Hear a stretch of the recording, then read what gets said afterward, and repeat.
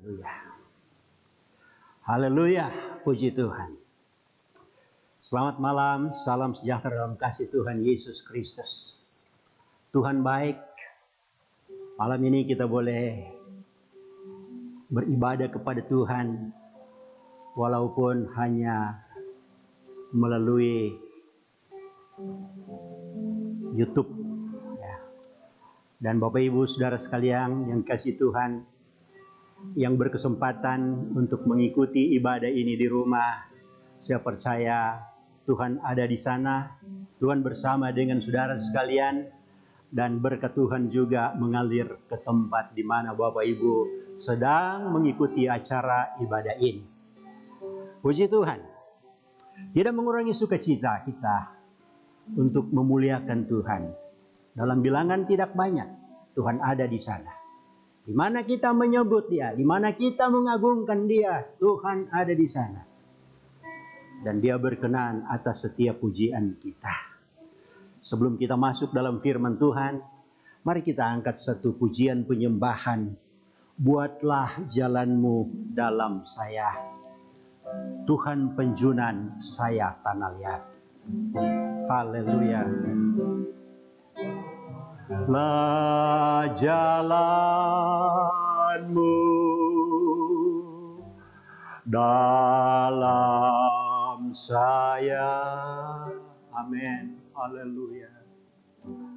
Tuhan penjunan ku tanah liat, biar kau kerjakan.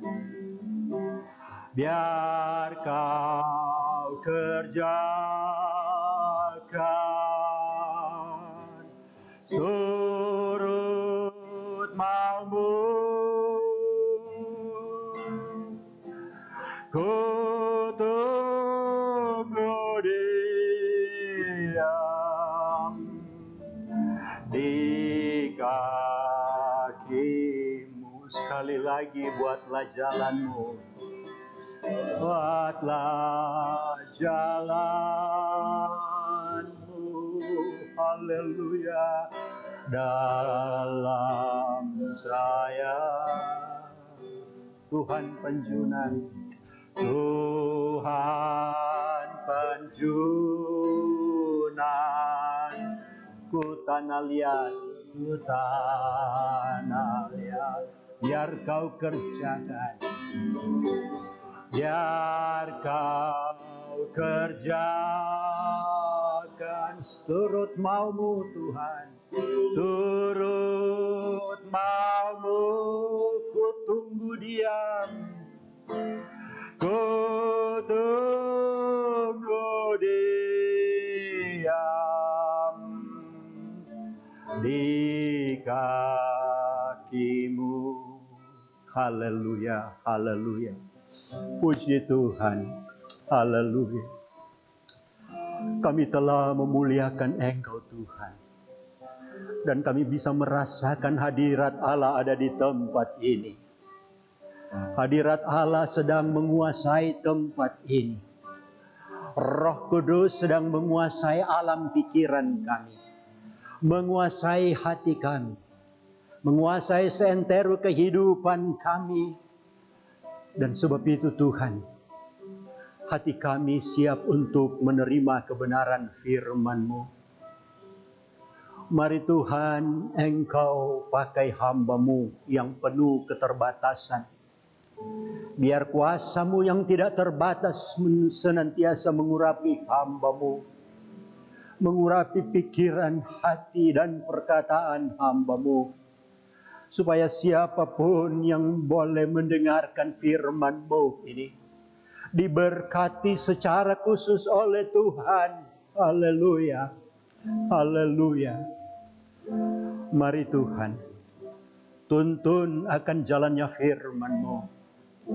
Berikan kami hati yang gembur, berikan kami konsentrasi untuk dapat merenungkan, mengikuti firman-Mu. Sehingga remah yang kami terima ini benar-benar menjadi berkat kekuatan bagi iman percaya kami kepadamu. Urapi hamba-Mu Tuhan. Nama Tuhan diagungkan. Nama Tuhan dimuliakan. Dalam nama Tuhan Yesus Kristus, kami akan dengarkan firman-Mu. Haleluya. Amin. Puji Tuhan. Haleluya. Saudara sekalian, kita sekarang ini masih dalam suasana di mana ruang gerak kita terbatas. Oleh karena dunia dilanda oleh wabah COVID-19. Dunia penuh dengan kecemasan. Seolah-olah bumi ini ditutupi, ditudungi oleh awan kelabu. Kita tahu bahwa hanya dalam waktu yang singkat saja, berawal dari akhir tahun Desember tahun lalu, peristiwa ini mulai menggemparkan dunia. Begitu cepat merambah, sifatnya contagious, merambah. Dan saat ini nyaris tanpa negara yang bebas dari COVID. Dan ini yang membuat dunia ini menjadi cemas. Aktivitas manusia terbatas. Ruang geraknya seperti semakin sempit. Kebebasan semuanya menjadi sangat-sangat terbatas. Tidak terkecuali beribadah berjemaah. Memuliakan Tuhan. Saudara, dalam kondisi seperti ini, bagi orang-orang yang tidak punya pengharapan, melihat bahwa kegelapan ini benar-benar menjadi sulit.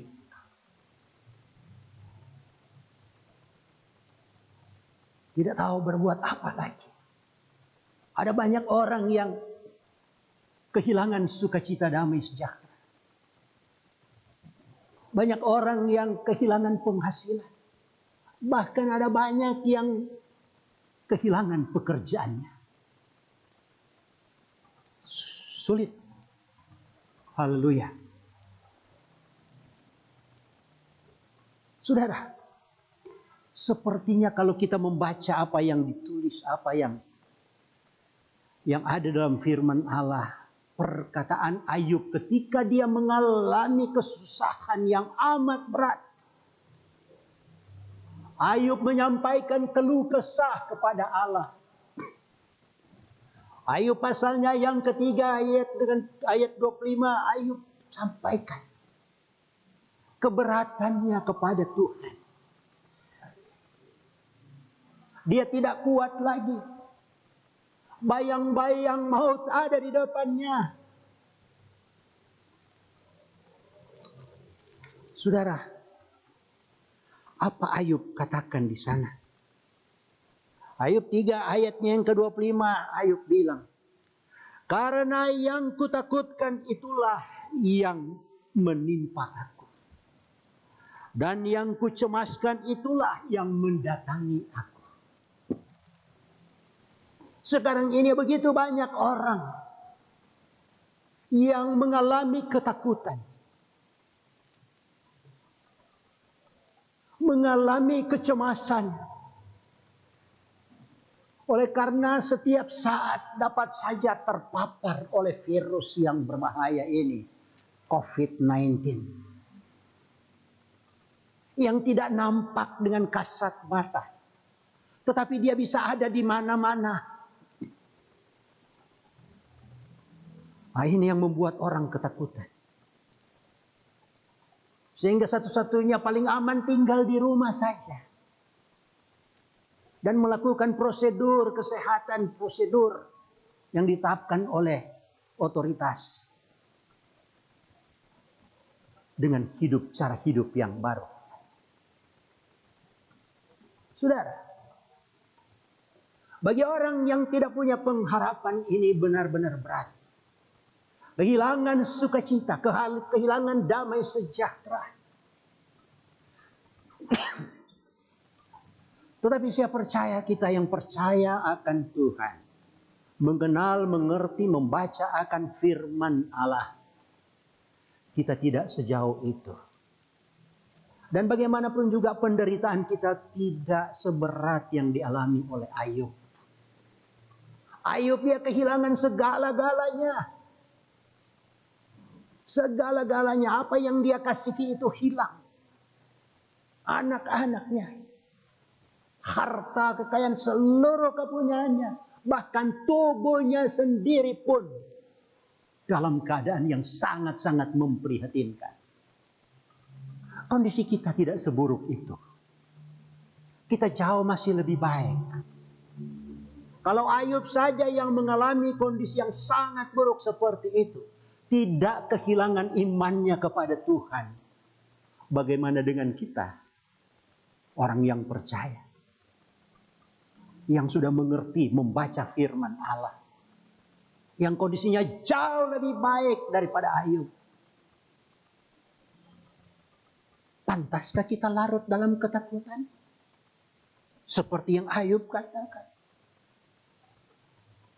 Itu adalah tindakan, sikap orang-orang yang kurang percaya. Kita maklumi Ayub bicara begitu, karena memang sangat amat berat penderitaannya. Dan apa yang aku takutkan, itulah yang menimpa aku. Apa yang aku khawatirkan, itulah yang akan mendatangi aku. Haleluya. Tapi mari kita lihat bagaimana sikap orang yang percaya ketika dia masuk dalam masa-masa sulit seperti sekarang ini. Satu hal yang pasti, Paulus mengatakan kondisi yang sulit, yang berat saat ini adalah unavoidable, tidak dapat dihindari, memang akan terjadi. Paulus katakan dalam 2 Timotius 3, pada akhir zaman akan datang masa yang sukar. Mau tidak mau, suka tidak suka, akan datang masa yang sukar. Dan sekarang ini saatnya. Oleh karena itu, semua orang yang percaya harus menyikapi kondisi yang sulit ini sesuai dengan kebenaran firman Tuhan. Sebentar kita akan lihat sebuah contoh bagaimana sikap sesungguhnya apabila kesulitan menimpa kehidupan ini. Saya minta izin jemaat kita,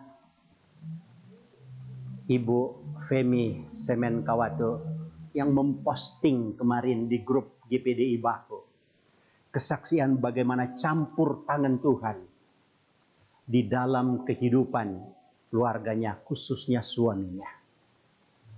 Saudara jemaat GPDI Bahu tentu sudah baca kesaksian ini lewat WA yang dikirimkan oleh Ibu Femi Semenkawato. Singkatnya, Ibu Femi menulis seperti ini. Saudara-saudaraku, sedikit kesaksian, karena hanya kemurahan Tuhan dan iman, suami saya boleh ada seperti ini. Mau cerita terlalu panjang peristiwa yang terjadi. Kecelakaan dengan anjing kesayangannya terjadi pas setelah ibadah hari kebangkitan Tuhan Yesus Kristus. Sampai hari ini tidak difoto, hanya doa. Dan setiap malam saya urut dengan minyak GPU sambil memuji Tuhan. Dan tepatnya saat memperingati hari kenaikan Tuhan Yesus, suami saya dengan iman, dia bilang sudah mau meninggalkan kursi roda. Tidak pakai pampers lagi. Dan puji Tuhan, saudara-saudara, Pas 50 hari dalam peristiwa kecelakaan, anjing yang menyebabkan kecelakaan suaminya Ibu Feni, yaitu Bapak Weli Semen, anjingnya meninggal. Dan Pak Weli bisa berdiri meninggalkan kursi roda dan berjalan kembali. Saudara, ini satu contoh di mana iman itu benar-benar berkhasiat ketika disertai dengan tindakan. Kita lihat sebentar bagaimana kondisi Bapak Weli Semen, suami Ibu Feni saat ini. Puji Tuhan. Puji Tuhan. So, kasih tinggal ini kursi roda. Yo. Makasih tinggal tuh kursi roda, Pak. So, pakai tongkat cukup berjalan. Coba Pak berjalan sedikit, dang. Kemari. Pelang-pelang aja. Ya, puji Tuhan. Puji Tuhan, sudah. Stop jauh dulu. Mau makan pisang. Iya. Awas, bye-bye itu tongkat. Puji Tuhan. Dia semua tinggal kata tutup kursi roda. Dia boleh. Habis kursi roda, saya tinggal tongkat. Puji Tuhan. Puji Tuhan. Haleluya. Amin. Kita telah menyaksikan bagaimana kuasa daripada iman itu. Ketika iman itu bekerja sama dengan tindakan, maka hasilnya ajaib, mengagumkan. Nah, itu sebabnya Paulus dengan jelas mengajar kita lewat kebenaran firman Tuhan supaya kita siap untuk menghadapi masa-masa sulit. Kita ikuti apa kata Yakobus tentang iman dan perbuatan itu. Yakobus pasalnya yang kedua. Yakobus pasalnya yang kedua. Haleluya. Saya membacanya ayatnya yang ke-14. Yakobus menulis seperti ini. Iman tanpa perbuatan pada hakikatnya adalah mati. Ayat 14. Apakah gunanya saudara-saudaraku jika seorang mengatakan bahwa ia mempunyai iman, padahal ia tidak mempunyai perbuatan? Dapatkah iman itu menyelamatkan dia? Ini pertanyaan yang ditulis oleh Yakobus kepada ke-12 suku Israel yang ada di perantauan. Ketika mereka ada di perantauan, mereka mengalami masa-masa yang sulit. Tetapi Yakobus menulis surat kepada mereka. Dia katakan, apakah gunanya saudara-saudaraku jika seorang mengatakan ia mempunyai iman, padahal ia tidak mempunyai tindakan? Dapatkah iman itu menyelamatkan dia? Saudara, itu tidak beda dengan uang. Iman dan perbuatan itu persis uang. Di muka ini uangnya gambarnya lain. Di sebelahnya lain lagi. Dan ini tidak bisa dipisahkan. Suatu kesatuan. Satu keping uang dengan muka yang berbeda tidak bisa dipisahkan. Demikian juga dengan iman dan perbuatan. Iman saja tidak cukup. Tetapi harus bertindak. Harus berbuat. Nah, sebabnya ayatnya yang ke-20 dikatakan, hai manusia yang bebal, maukah engkau sekarang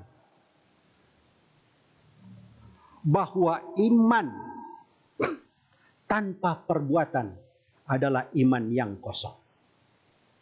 Ulangi. Hai manusia yang bebal, maukah engkau mengakui sekarang bahwa iman tanpa perbuatan adalah iman yang kosong? Jadi kita tidak bisa hanya teriaksi iman-iman saja,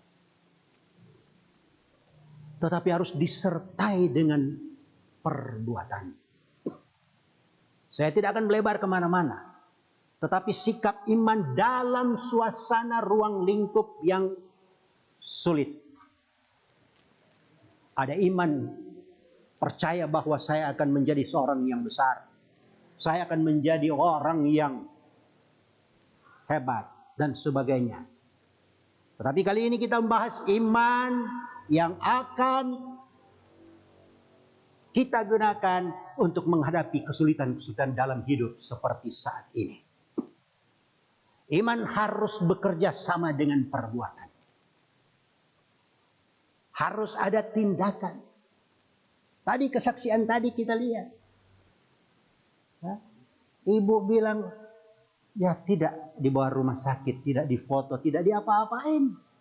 Padahal ketika jatuh itu tidak bisa bergerak, tidak bisa jalan, hidup di kursi roda. Tetapi selama 40 hari, keluarga ini tidak hanya diam berdoa saja, tapi mereka juga bertindak. Tadi dengan jelas dikatakan bahwa saya urut pakai minyak sambil memuji Tuhan. Dan ini adalah suatu tindakan iman. Dan kita tahu bahwa pujian kepada Tuhan itu kuasanya juga besar. Tembok Yeriko yang dibangun kuat dan tebal itu rontok karena pujian. Dan kuasa itu sampai saat ini tetap ada. Keluarga ini menggunakan itu. Percaya akan kebesaran kuasa dari pujian penyembahan kepada Tuhan. Haleluya. Benar kata firman Tuhan. Dapatkah itu dikatakan sebuah iman kalau hanya iman saja dan tidak ada tindakan? Lanjut apa kata Yakub? Ayatnya yang ke-22. Kamu lihat bahwa iman bekerja sama dengan perbuatan, dan oleh perbuatan-perbuatan itu iman menjadi sempurna. Dengan kata lain, bahwa hanya beriman saja tanpa berbuat apa-apa itu tidak sempurna menurut firman Tuhan. Tetapi ketika iman bekerja sama dengan perbuatan, secara sinergi, berdoa dan berusaha, maka hasilnya Alkitab katakan di sini sempurna. Iman bekerja sama dengan perbuatan-perbuatan, dan oleh perbuatan-perbuatan itu iman menjadi sempurna. Haleluya. Ini sikap yang kita harus miliki sekarang ini untuk menghadapi masa-masa sulit. Apakah kesulitan ekonomi, kesulitan finansial, kesulitan kesehatan, masalah pendidikan, masalah kebutuhan dalam rumah, atau apa saja, hadapi dengan iman. Hadapi dengan iman, sertai dengan perbuatan, sertai dengan tindakan. Haleluya.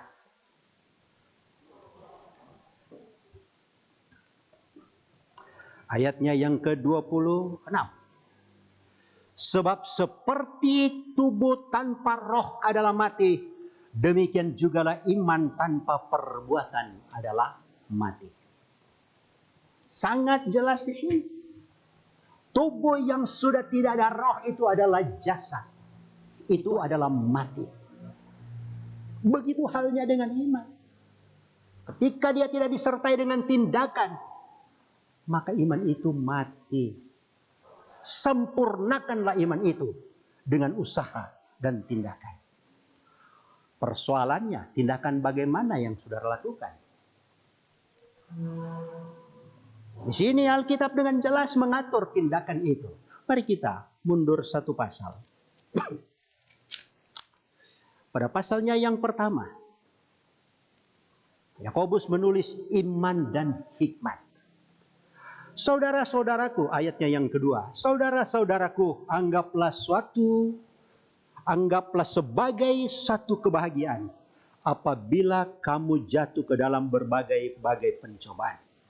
Sebab kamu tahu bahwa ujian terhadap imanmu itu menghasilkan ketekunan. Dan biarkanlah ketekunan itu memperoleh buah yang matang, supaya kamu menjadi sempurna dan utuh dan tidak kekurangan satu apapun. Haleluya. Anggap suatu kebahagiaan.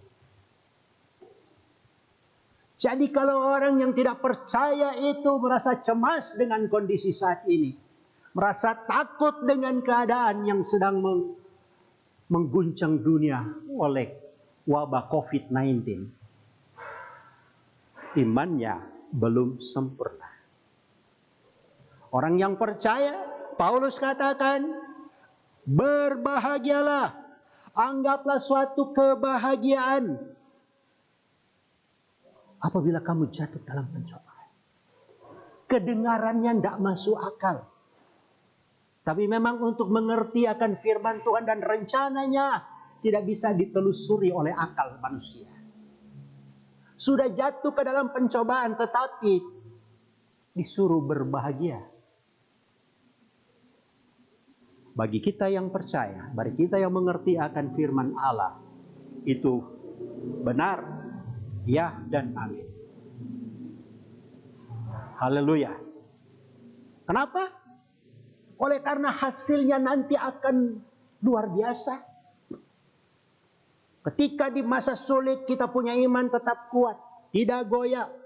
Dan kita tetap melakukan perbuatan-perbuatan, pekerjaan-pekerjaan.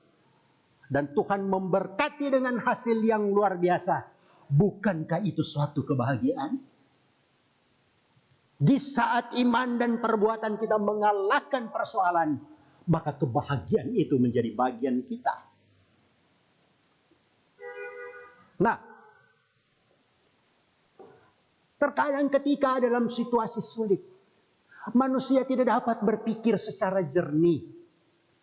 Tidak dapat berpikir secara rasional lagi. Sepertinya jadi buntu. Tidak tahu melakukan apa.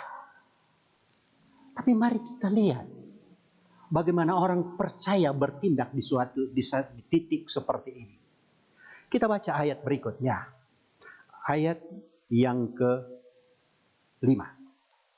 Yakobus 1 ayat 5 dikatakan, tetapi apabila di antara kamu ada yang kekurangan hikmat, mintalah, hendaklah ia memintanya kepada Allah. Perhatikan. Tetapi apabila di antara kamu ada yang kekurangan hikmat, hendaklah ia memintanya kepada Allah, yang memberikan kepada semua orang dengan murah hati. Di sini pengaturan arahan firman Allah untuk bertindak menyertai iman kita. Tidak asal-asalan, tetapi minta hikmat dari Tuhan. Sebab kalau kita asal-asalan bertindak menurut maunya kita sendiri, menurut kata orang, hasilnya akan berbeda. Mungkin berakhir dengan kekecewaan. Tapi kalau tindakan kita lahir dari satu hikmat dari Allah, maka hasilnya ajaib dan luar biasa. Haleluya. Minta hikmat. Di saat engkau berpikir tidak tahu lagi mau bikin apa, pikiranku buntu, datang kepada Tuhan. Berdoa minta hikmat kepada Tuhan. Dia mendengar doamu. Dia tahu persoalanmu. Dia tahu pergumulan kesulitanmu.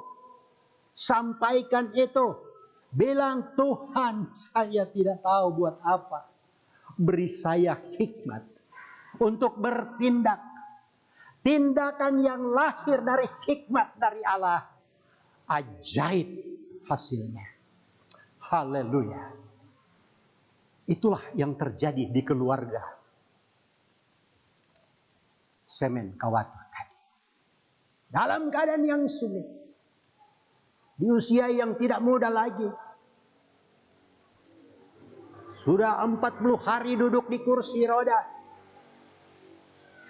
Tetapi keluarga ini tetap percaya keajaiban kuasa Allah. Tetap percaya firman Allah bahwa iman mereka itu disertai dengan tindakan. Dan kita telah melihat hasilnya. Bapak Willy sudah berjalan. Allah kita hebat, ajaib, dan perkasa. Kiranya firman Tuhan ini boleh menguatkan kita semua di tengah-tengah situasi yang sulit saat ini. Haleluya. Imani firman Tuhan. Jangan pernah ragu. Jangan ada bayang-bayang untuk ragu tentang firman Tuhan. Percaya dan lakukan. Maka ujung-ujungnya apa yang dikatakan di sini kita akan nikmati. Berbahagialah. Yang terakhir dalam ayatnya yang ke-12 pasal 1 Yakobus ini. Berbahagialah orang yang bertahan dalam pencobaan. Sebab apabila ia sudah tahan uji, ia akan menerima mahkota kehidupan yang dijanjikan Allah kepada barang siapa yang mengasihi Dia. Amin firman Tuhan. Haleluya.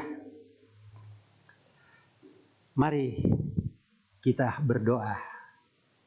Setelah kita mendengarkan firman Tuhan, maka saat ini kita kuat. Kita tegar. Kita mampu berdiri. Kita mampu bergerak. Dan kita siap untuk bertindak keluar dari masalah kita. Tuhan tidak pernah lalai menepati janjinya. Haleluya. Kita nyanyikan pujian penyembahan. Iman yang beri menang. Iman yang beri menang. Yang kalahkan dunia.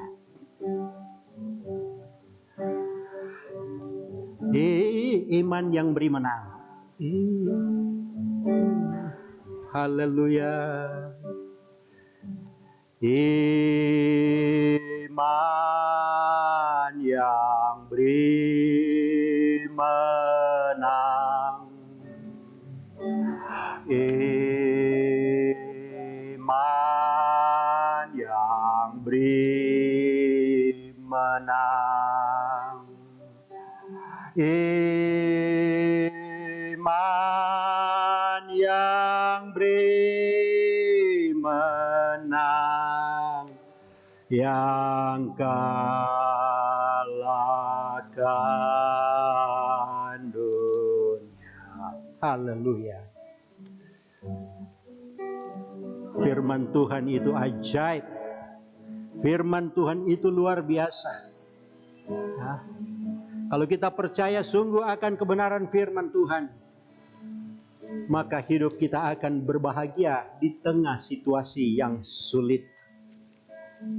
Apa yang dikatakan oleh Yohanes, bahwa iman yang beri menang, yang kalahkan dunia. Haleluya. Haleluya. Nyanyikan lagi pujian ini.